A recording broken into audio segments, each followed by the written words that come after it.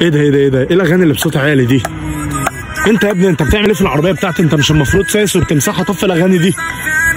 يا بيه داخل عليا في ايه يا عم؟ اللي اداك الدين يا عم. ماشي يا عم اللي ايه اداك الدين. المشكله يا عم؟ قاعد رايق شويه قلت اقعد جوه العربيه اشغل لي اغنيتين اسمعهم. على اساس انها عربيتك يعني؟ خلاص خست يابا. ما خستش يابا. ما تخبطش بس عليها كده. انزل لي يابا، انزل لي بس كده بدل ما انت قاعد جوه. انزل لي بس كده. ايه يا عم اللي جار عامل لي قلب؟ ايه المشكله يا عم؟ سمعت لي اغنيتين مش مشغل بطاريتك يعني. ده انت بيجح ده بطاريه تليفوني. يعني ايه بطاريه تليفونك؟ ما تقعد يا عم في بيتكو يا عم وتشغل اغاني. خلاص يبقى انت اغسلها يابا. يبقى انت اقف كده اغسلها. مش بحاسبك على الحاجه دي. بتحاسبني ماشي، ما تعاملنيش كده. انا حر، انا اعمل اللي انا عايزه. حر في مالك مش في مالي. الحر قال. احنا في مصر مش في مالي يا حبيبي. يا عم مالهاش علاقه بقى، انا بقول لك بس اوعى ايدك بس كده.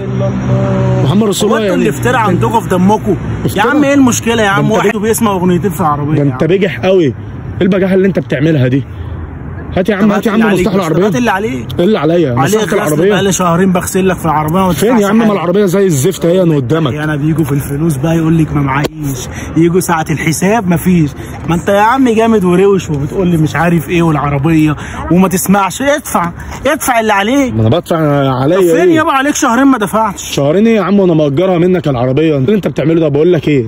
انت ليك شهرين مش هديك حاجه. والله اقول لك انا على حاجه بقى. قول لي على حاجه. مش هقول لك. خليك بقى عايز تعرف ايه اللي هقوله لك. مش هقول لك بالله عليك قول لي يا عم. يا عم والنبي.